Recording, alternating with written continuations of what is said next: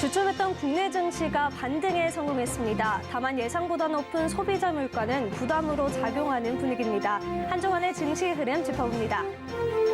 네이버와 카카오가 반등 조짐을 보이고 있습니다. 국민 근심주로 전락했던 성장주, 저점 매수 기회인지 알아봅니다. 코로나19로 억눌렸던 소비 수요가 회복하면서 에너지와 각종 먹거리, 서비스 가격이 오르고 있습니다. 경유값은 45% 넘게 뛰어올랐습니다. LG U+가 요청한 5G 주파수가 경매로 결정될 전망입니다. SK텔레콤과 KT는 유감이라는 입장입니다. 센 경제 라이브 출발합니다.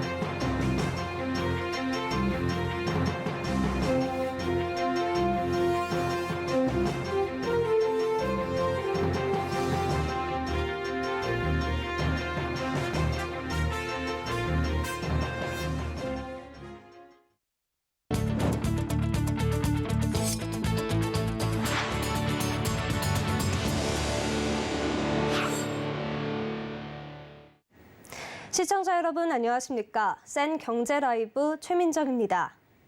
전일 주춤했던 국내 증시가 간밤 뉴욕 증시 상승에 힘입어 반등에 성공했습니다. 하지만 예상보다 높은 소비자 물가는 부담으로 작용했습니다. 한 주간의 증시 흐름 앵커 리포트입니다. 간밤 뉴욕 증시는 인플레이션 압력 완화 기대감에 일제히 반등에 성공했습니다.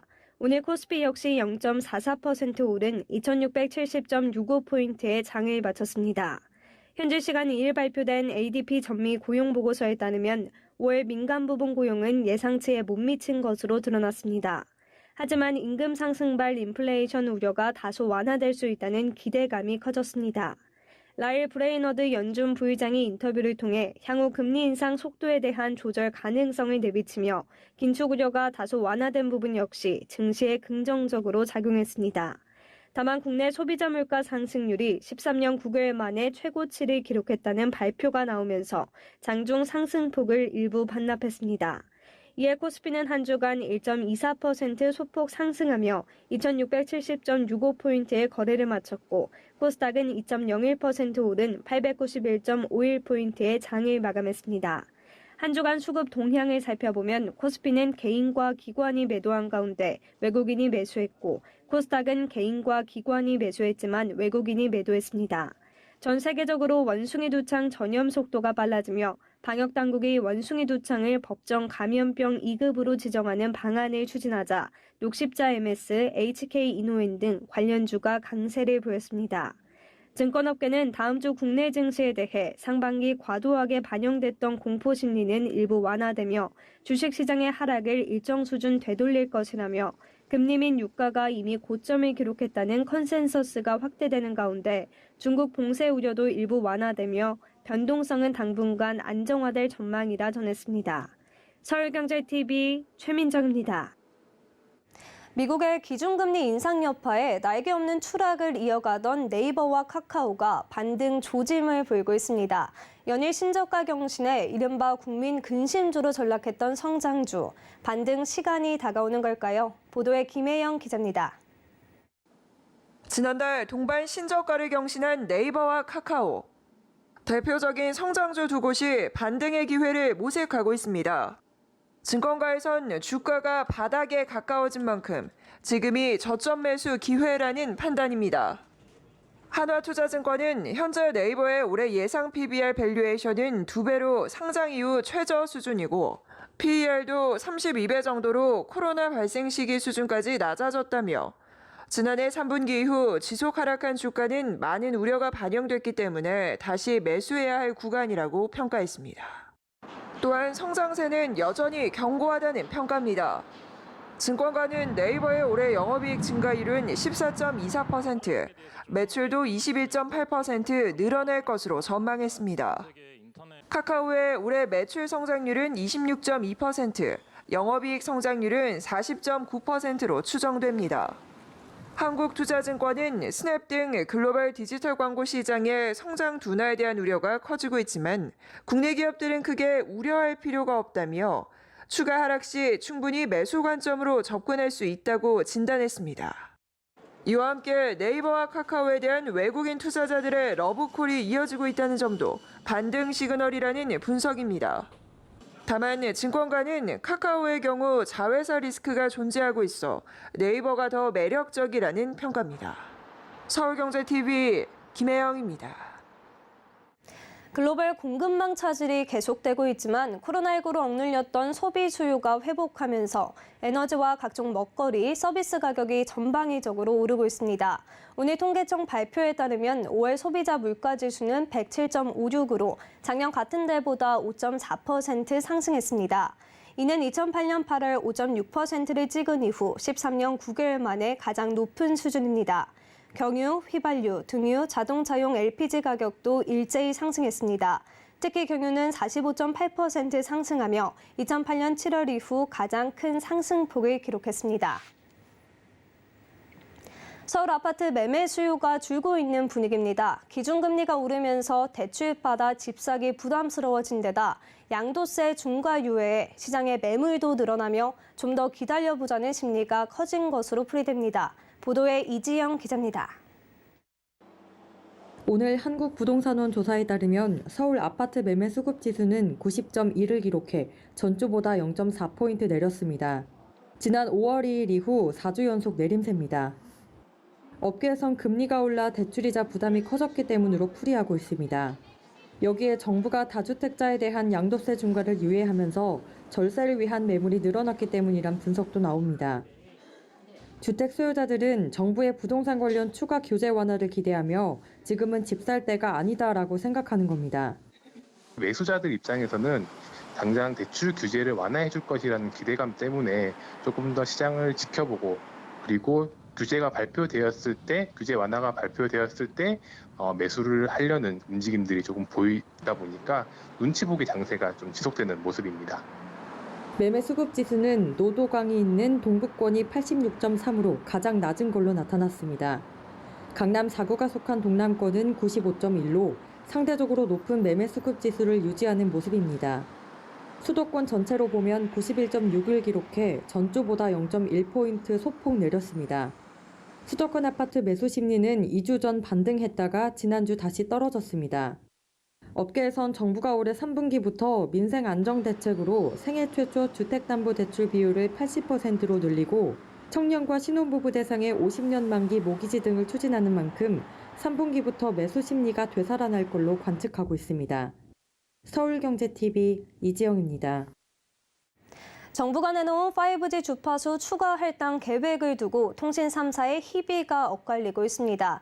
LG U+가 요청한 주파수 대역으로 공급 계획이 정해지면서 나머지 통신사들은 씁쓸해하는 모습입니다. 김수빈 기자의 보도입니다. 정부가 발표한 5G 주파수 20MHz 폭의 추가 할당 방안을 두고 통신 3사의 반응이 엇갈렸습니다. 과학기술정보통신부는 어제 LG U+가 지난해 요청한 3.4에서 3.42GHz 대역 20MHz 폭에 대한 할당 계획을 공고했습니다. 과기부는 다음 달 4일까지 할당 신청을 받고 적격 여부 심사를 거쳐 할당 대상 법인을 선정할 예정입니다. 여기에 SK텔레콤이 요구한 5G 주파수 3.7GHz 이상 대역은 추가 논의를 거쳐 결정한다는 방침입니다. 이번 할당 계획으로 LG U+만 웃게 됐습니다. 할당 대역이 LG U+에만 인접해 있기 때문. LG U+는 2018년 첫 5G 주파수 경매에서 경쟁사보다 20MHz 폭을 적게 확보했지만 이번 경매를 딴다면 동일한 100MHz 폭을 확보하게 되는 겁니다. LG U+ 관계자는 이번 할당으로 추가 주파수를 확보하게 되면 적극적인 5G 투자를 통한 품질 향상으로 이용자 편익 증진을 위해 노력할 것이라고 말했습니다. 반면 SK텔레콤과 KT는 아쉽다는 반응입니다. 이들은 해당 대역이 사용 중인 주파수 대역과 인접해 있지 않아 별도로 무선국을 설치하고 주파수 집성 기술을 통해 사용해야 합니다. SKT 관계자는 주파수 추가 할당에 대한 심도 깊은 정책 조율 과정이 생략된 채 주파수 추가 할당 방안이 갑작스럽게 발표된 점이 유감이라고 밝혔습니다. KT 관계자는 정부의 주파수 추가 대역 할당 정책에 공감한다면서도 공정한 시장 경쟁 환경이 마련되기 위해서는 수도권 지역에 신규 5G 장비 개발 및 구축 시점을 고려한 주파수 할당 조건이 부과돼야 한다고 강조했습니다. 이종호 과기부 장관은 할당받은 사업자는 농어촌 공동망을 6개월가량 앞당겨 구축해야 하는 등 소비자가 더 좋은 서비스를 이용할 수 있는 환경이 만들어진다며 국내 5G 산업 경쟁력이 한 단계 더 발전하는 계기가 될 수 있기를 기대한다고 밝혔습니다. 서울경제TV 김수빈입니다. 밥상 물가 부담이 날로 커지고 있는 가운데 주요 대형마트들이 물가 안정을 위한 팔을 걷었습니다. 최근 가격이 크게 뛴 육류를 비롯해 수산물 가격 할인에 나서는데요. 보도에 문다혜 기자입니다. 주요 대형마트들이 장바구니 물가 안정에 동참하는 모습입니다. 밥상 물가가 크게 뛰자 육류와 수산물 등 할인 행사에 나서는 겁니다. 특히 육류는 국제 곡물 가격 상승으로 가격이 치솟고 있는 대표적인 품목. 지난달 돼지고기 가격은 작년보다 21% 올랐습니다. 대표적인 서민 음식인 삼겹살이 금겹살로 불리고 있고 수입 쇠고기도 27.9%, 닭고기도 16.1% 각각 올랐습니다. 이마트는 6일까지 물가 안정 행사를 열고 한우와 삼겹살, 목심 등 육류를 최대 반값에 판매합니다. 롯데마트와 홈플러스도 오는 8일까지 한우를 비롯한 육류를 최대 50% 할인해 선보입니다. 여기에 참다랑어 회도 저렴하게 내놓고 있습니다. 국민 횟감으로 불리는 광어 가격이 오르자 상대적으로 가격 변동이 적은 참치회 할인에 나선 겁니다. 올해 4월 제주산 광어 가격은 2년 전보다 45.6% 올랐고 연어 역시 2배 이상 뛰었습니다. 이마트는 6일까지 국산 생물 참다랑어 회를 절반 수준 가격에, 롯데마트는 8일까지 참치 모둠회를 시세보다 40% 이상 할인해 판매합니다. 한편 지난달 소비자 물가는 14년 만에 5%대로 치솟은 가운데 농축수산물은 전체 물가를 0.37%포인트 끌어올린 것으로 나타났습니다. 서울경제TV 문다입니다. 하나금융그룹이 새로운 비전인 하나로 연결된 모두의 금융을 선포하고 중장기 전략 목표와 조직 개편을 단행했습니다. 함영주 하나금융그룹 회장은 2일 서울 명동사옥에서 열린 선포식 행사에서 직접 발표자로 나서서 신뢰와 혁신, 플랫폼 등을 담은 새 비전과 나아가야 할 방향을 임직원들에게 제시했습니다. 함 회장은 중장기 전략 목표 원밸류 2030을 설명하며 모두의 금융은 일상 속 특별한 경험을 선물하고 모두가 필요로 하는 새로운 세상과 풍요로운 미래를 연결해 줄 것이라 전했습니다. 하나금융은 새 비전이 성공적으로 실행될 수 있도록 기업 문화 부분과 전략 부문에 대한 조직 개편도 단행했습니다. 기업 문화팀은 확대 개편하고 컨트롤 타워 강화를 위해 디지털, 데이터, ICT 본부를 편재하고 신산업 전략팀을 신설했습니다. 금융위원회는 오늘 중소기업 특화 금융투자회사로 유진투자증권, 이베스트투자증권, 케이프투자증권, 코리아에셋투자증권, DS투자증권, IBK투자증권, SK증권 등 7곳을 선정했다고 밝혔습니다. 앞서 금융위는 기존 특화 금융투자사 운영기간이 만료되면서 지난 4월 2달간 신청 접수를 받았고 선정위원회 심의를 거쳐 이번에 7곳을 지정했습니다. 지정된 금융투자사는 앞으로 다양한 인센티브를 받을 수 있습니다. 산업은행과 성장금융이 지정하는 펀드 운용사 선정에서 우대를 받을 수 있고 별도 펀드 조성과 증권담보대출 등에서도 우대를 받을 수 있습니다. 중기특화 금융투자회사 선정은 중소벤처기업 금융지원 실적을 고려해 금융위가 2년마다 외부 전문가 평가 등을 통해 지정하고 있습니다. 삼성전자가 브라질 상파울루에서 2022년형 에어컨 신제품 행사를 열고 스마트싱스 에너지 서비스를 출시했습니다. 스마트싱스 에너지 서비스는 에어컨을 비롯한 가전제품의 사용 전력량에 대한 모니터링과 예상 전기요금 정보를 제공합니다. 이를 통해 전력량 관리와 에너지 절감을 효율적으로 할 수 있을 것으로 기대됩니다. 브라질은 한국을 비롯해 미국, 영국, 인도에 이어 5번째 서비스 도입 국가가 됐습니다. 특히 100여 개에 달하는 회사가 전력을 공급하고 있는 브라질은 요금 체계가 복잡하고 전기 요금도 비싸 효율적인 전력량 관리가 필요한 상황입니다. 삼성전자는 현지화 전략을 통해 지역별 서로 다른 요율 체계를 반영하기 위해 별도 서버를 운영하고 서비스 이용 시 국가와 지역 구분 외에도 현지 전력 제공 업체까지도 선택할 수 있도록 했습니다. 삼성전자는 브라질을 시작으로 연내 멕시코, 칠레, 콜롬비아, 페루, 파나마 등 중남미 5개국에 추가로 서비스를 확대한다는 계획입니다. 6월 호국 보훈의 달을 맞아 대한주택건설협회가 국가유공자의 낡은 집을 고쳐주는 사업을 진행합니다. 올해로 29년째 지속해온 사회공헌 활동 중 하나인데요. 현장에 서청석 기자가 다녀왔습니다. 서울 강서구 화곡동에 있는 낡은 집. 인부들이 구슬땀을 흘리며 공사를 하고 있습니다. 어려운 살림에 40년간 제대로 된 수리도 하지 못한 채 살아온 국가유공자 장원기 씨의 집입니다.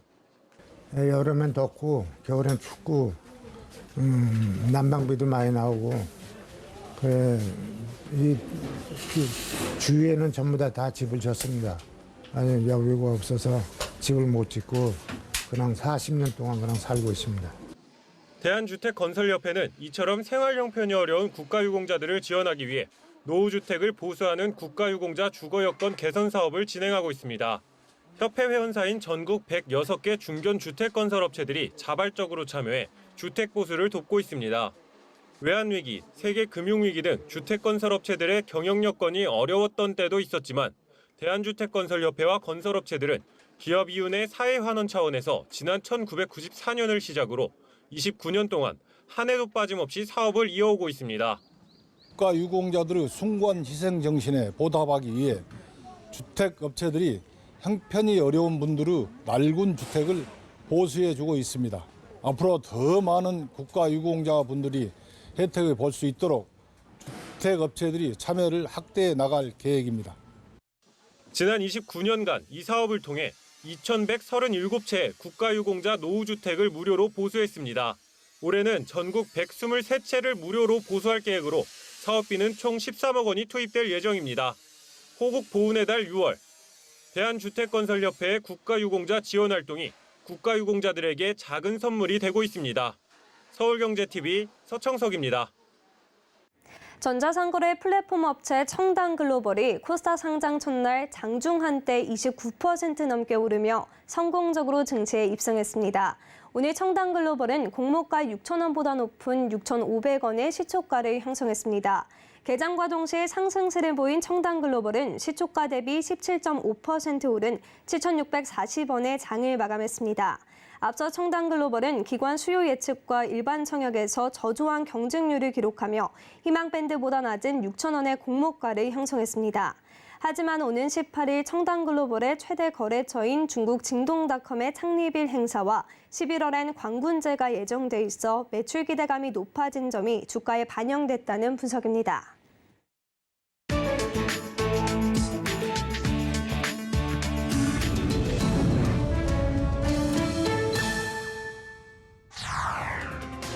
엘리자베스 2세 영국 여왕의 즉위 70주년을 기념하는 행사 플래티넘 주빌리가 현지 시간 2일 군기 분열식을 첫 순서로 나흘 일정을 시작했습니다. 런던 버킹엄궁은 영국과 영연방 전역에서 즉위 70년을 기념하는 행사에 참여하는 모든 분들에게 감사드린다는 엘리자베스 여왕의 플래티넘 주빌리 메시지를 전했습니다. 군기 분열식은 영국 왕의 생일에 개최되는 260여 년 전통 근위대 공식 축하 퍼레이드로 이번엔 군인 1,400명, 군악대 400명, 말 200마리 등이 동원됐습니다.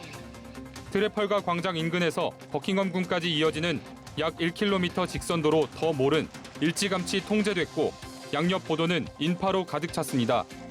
브렉시트와 코로나19로 갈라지고 움츠렸던 영국인들이 여왕을 구심점으로 삼아 통합을 기대하는 분위기도 있지만 한편에선 세금으로 호의호식하는 왕실을 향한 시선도 나타나고 있습니다. 한편 엘리자베스 여왕은 행사 2일차에 감사 예배 행사가 있지만 거동 불편을 이유로 불참할 것으로 알려졌습니다. 중국 외교부는 오는 4일 33주년을 맞이하는天安門사태에 대해 1980년대 말 발생한 그 정치 풍파에 대해 중국 정부는 이미 명확한 결론을 내렸다고 밝혔습니다. 자오리젠 중국 외교부 대변인은 2일 정례 브리핑에서天安門 사태의 희생자 가족의 진상조사, 사과, 보상 요구를 어떻게 평가하며 어떻게 해결할 것이냐는 외신 기자의 질문에 이같이 짧게 답했습니다. 지난 1989년 6월 발생한天安門 사태는 반부패와 개혁 등을 요구한 대학생 중심의 시민 시위대가 중국 정규군인 인민해방군에 의해 유혈 진압되면서 많은 사상자를 낳은 일입니다. 전격적인 유혈 진압이 이루어진 날이 6월 4일이라 육사로 불리기도 하는데 중국에서는 이 일에 대한 공적인 논의 자체가 금기시돼 있는 분위기입니다. 지난해 11월 중국 공산당이 채택한 제3차 역사 결의는 이 사태를 정치 풍파로 기술하기도 했습니다. 한편 중국에선 당국의 과도한 코로나19 방역 정책에 항의하는 대학생들의 교내 시위가 각 지역에서 산발적으로 이어지고 있습니다. 특히 천안문 시위에 대한 유혈 진압이 있었던 지난 1989년 6월 4일과 시기적으로 비슷해 민주화 열기 확산에 대한 경계가 심해진 분위기입니다.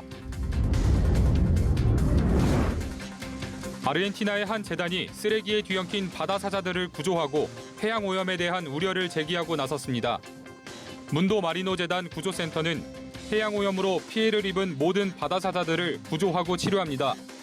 세르히오 로드리게스 에레디아 문도 마리노 구조센터 책임자는 해양 오염의 근원은 사람들이 바다와 해변에 버리는 쓰레기라고 말했습니다. 에레디아는 인간의 행동이 바다 사자와 같은 해양 야생 생물들에게 영향을 미치고 장기적으로 우리에게 영향을 미치게 될 것이라고 경고했습니다. 일반적으로 바다 사자는 우루과이의 마르코 섬부터 페루의 마요르카 섬에서 많이 서식하며 리오데라 플라타 강 북쪽에 있는 로보스 섬, 후레스 섬, 카스티오 그란데 섬 같은 우루과이 섬들에는 큰 무리를 지어 살고 있다고 알려져 있습니다. 이번 시즌 첫 허리케인 에거사가 멕시코 남부 태평양 연안에 오아사카주를 휩쓸면서 최소 11명이 숨지고 20명이 실종됐다고 AP통신이 현지 시간 1일 보도했습니다. 보도에 따르면 에거사는 최대 시속 169km의 강풍을 동반한 2등급 허리케인입니다. 지난 1949년 기록이 시작된 이래 5월 멕시코 태평양 연안에 상륙한 허리케인 중 가장 강력한 것으로 파악됐습니다. 알레한도 무라트 오아사카주 주지사는 강물이 둑을 넘어 범람하고 산사태가 일어나면서 사상자가 나왔다고 설명했습니다. 인명피해는 주로 산 근처 마을에 집중됐지만 어린이 3명은 해안 근처인 우아툴코의 휴양지 인근에서 실종됐습니다. 허리케인이 상륙한 해안에서 불과 몇 킬로미터 떨어진 산 이스트로 델 팔마르는 마을을 가로지르는 토나메카 강이 범람하면서 물바다가 됐습니다. 유명 휴양지인 시폴리테 해변 마을에는 폭우와 강풍이 들이닥쳤습니다. 지난해 8월에는 3등급 허리케인 그레이스가 멕시코 동부 베라크루스주와 푸에블라주를 강타하며 11명의 사망자가 나온 바 있습니다.